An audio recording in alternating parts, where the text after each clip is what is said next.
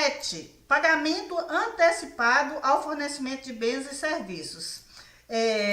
Esse pagamento antecipado ao fornecimento de bens e serviços acontece às vezes no PDDE. A gente que é gestor de convênio, no meu caso, por exemplo, eu acompanho a execução dos PDDEs, que são os programas de dinheiro direto da escola. Esse programa, ele é executado pelos caixas escolares, os caixas escolares prestam contas para o município e o município informa o FNDE. E quando o PDDE, na execução do PDDE, às vezes os caixas escolares vão nos estabelecimentos comerciais e fazem a compra e deixa lá para que o estabelecimento comercial entregue na escola.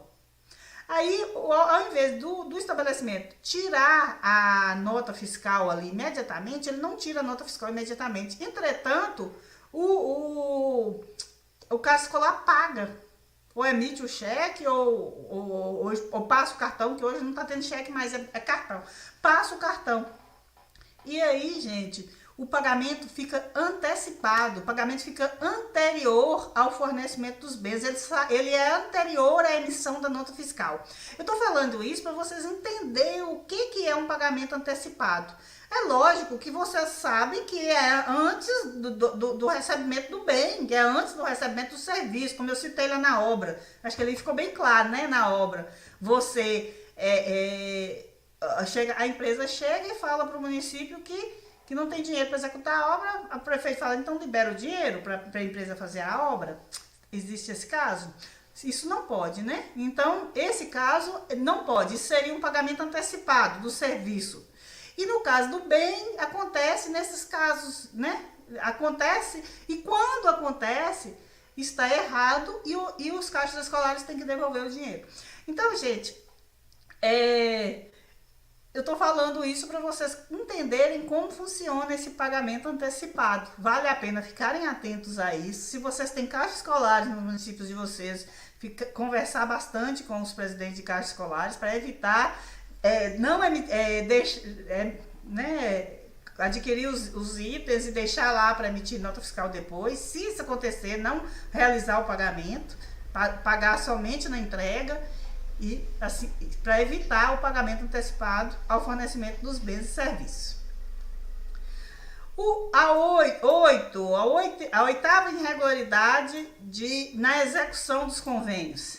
Transferências de recursos da conta corrente específica para outras contas. Aí vamos imaginar que o município recebeu o recurso do convênio, na conta do convênio, e deseja, para pagar o bem ou o fornecedor, ele transfere o recurso para uma outra conta para pagar por aquela conta. Não pode. Todas as transações do convênio têm que ser feitas nas contas do convênio, assim como os recursos da saúde, né? Não pode.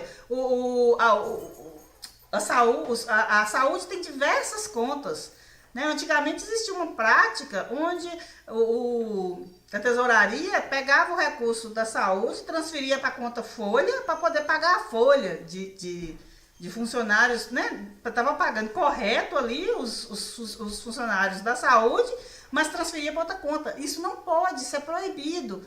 Hoje é proibido, né? Antes já era proibido, hoje continua sendo proibido, então tem que ter muito cuidado com isso. Então, os recursos da assistência social,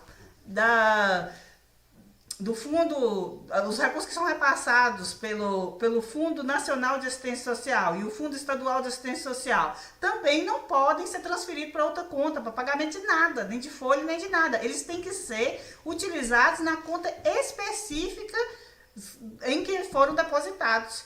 Então eu estou falando isso para vocês, aproveitando a oportunidade, que apesar de não serem convênios, mas esses recursos eles vêm para o município, e o município tem que prestar conta deles. Os recursos da saúde, os recursos da assistência social, a gente presta conta desses recursos.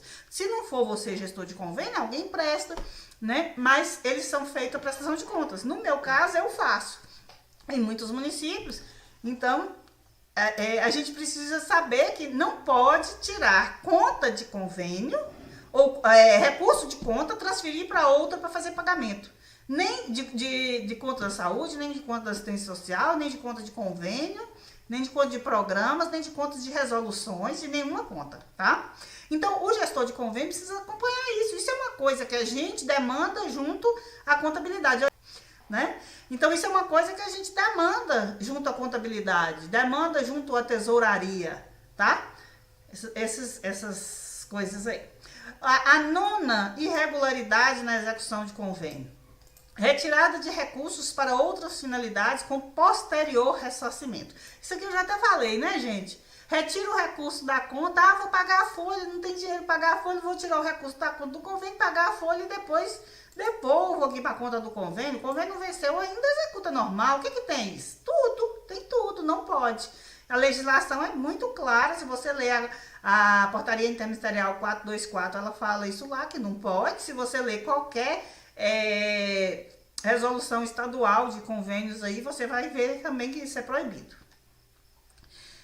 A 10ª irregularidade na execução de convênios.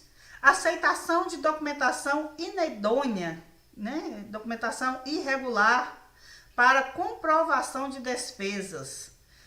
Documentação irregular para comprovação de despesas. O que significa uma documentação inidônea? É uma nota fiscal falsa, por exemplo, né? Então, como é que você aceita uma nota fiscal falsa? Mas como é que eu vou saber que a nota é falsa? Realmente, é complicado. Mas a gente vai aprendendo com o tempo, né? Materiais e equipamento, a nota eletrônica.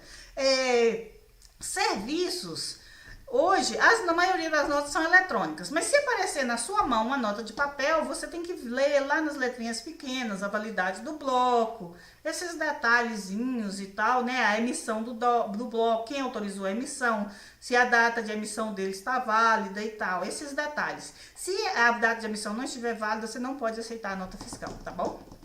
Essas coisinhas. Então, documentação inidônea, o principal problema é nota fiscal falsa, tá? O 11ª irregularidade na execução de um convênio. Não aplicação ou não comprovação da contrapartida. Ou não depósito da contrapartida também, né? Por exemplo, o município, todo convênio, o que é convênio? Convênio é uma parceria, né? Se é uma parceria, na maioria dos casos tem contrapartida do município. O município tem que fazer a contrapartida.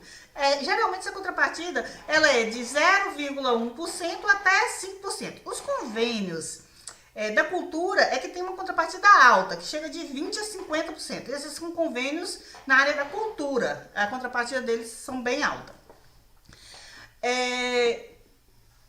Então, gente, o não depósito dessa contrapartida, por exemplo, hoje a legislação fala o quê? Fala que se o órgão concedente depositar o recurso do convênio, o município, que é o conveniente, tem até o mês seguinte para depositar a contrapartida.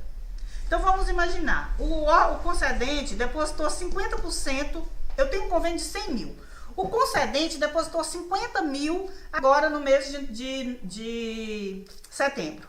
Então, eu tenho até o mês de outubro para depositar 50% da minha contrapartida. Vamos imaginar que a minha contrapartida era 5 mil reais. Eu tenho até outubro para depositar 2.500 da minha contrapartida. Não preciso depositar ela toda. Eu deposito o correspondente a que o concedente depositou.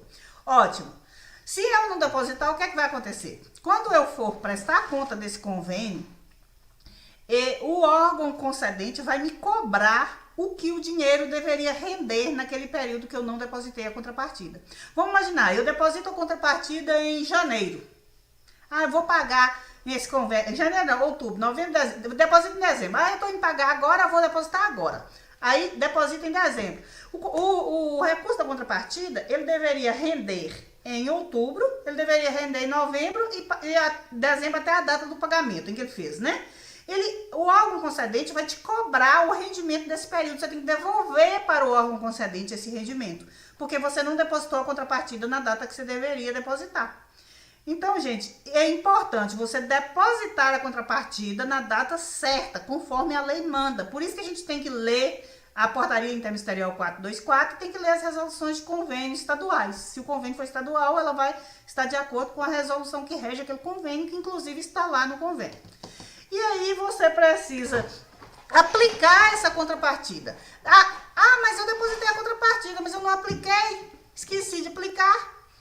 Aí você vai ter que devolver para o órgão concedente esse recurso de aplicação, tá? De FPM, você tem que tirar lá do FPM e devolver, porque você não aplicou.